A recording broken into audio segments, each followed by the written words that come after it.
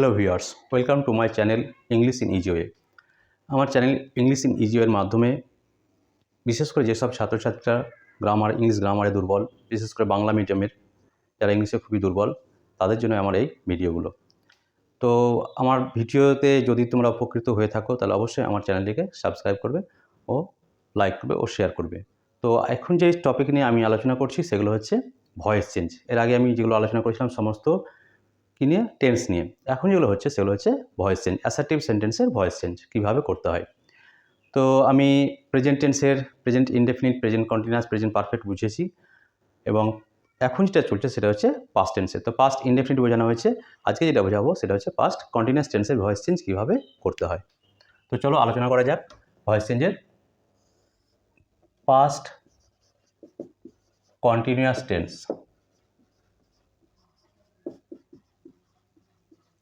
Past continuous tense যার অর্থ বোঝায় চলমান অতীতকাল। তো আমরা চলমান অতীতকালের যে অ্যাক্টিভ ভয়েসের যে স্ট্রাকচার, যে গঠনটা, সেটা আমরা কিন্তু জানি। সেটা কি? অ্যাক্টিভ ভয়েসের স্ট্রাকচারটা হলো প্রথমে সাবজেক্ট, তারপরে বসাতে হয় ওয়াজ অথবা ওয়্যার, তারপরে বসাতে হয়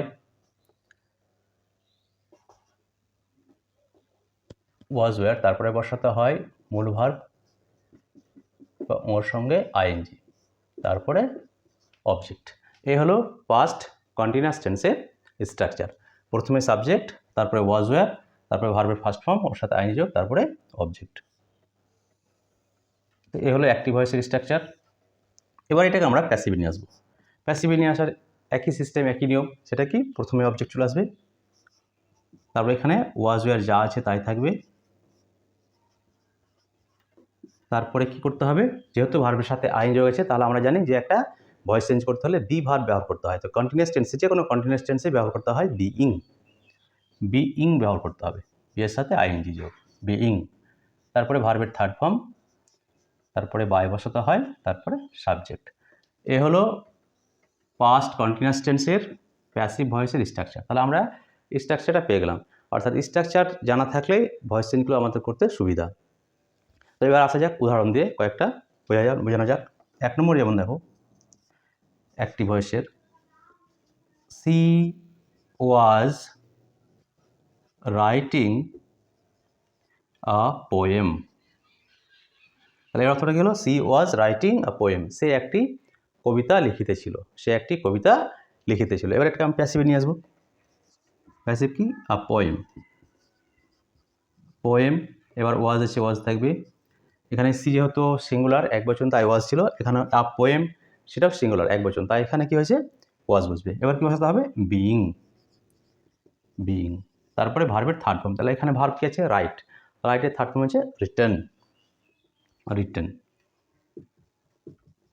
তারপরে লাগাতে হবে বাই, তারপর চলে আসবে সাবজেক্ট। এখানে সাবজেক্ট কি আছে? সি, সি হয়ে যাবে আর।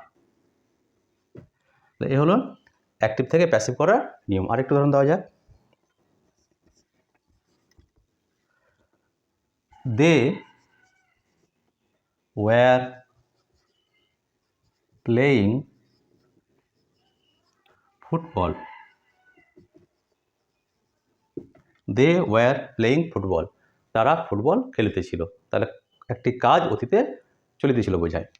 তাহলে এখানে প্যাসিভে নিয়ে আসি, চলে আসবে ফুটবল আগে, ফুটবল।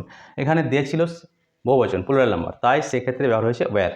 কিন্তু যেহেতু ফুটবল সিঙ্গুলার, সেই জন্য ব্যবহার করতে হবে ওয়াজ। এবার কি লাগাতে হবে? Being, being.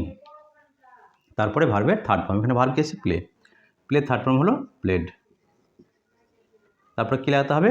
বাই, তারপরে সাবজেক্ট। এখানে দে আছে, দেটা সাবজেক্ট এবং এর অবজেক্টিভ ফর্ম হচ্ছে দেম।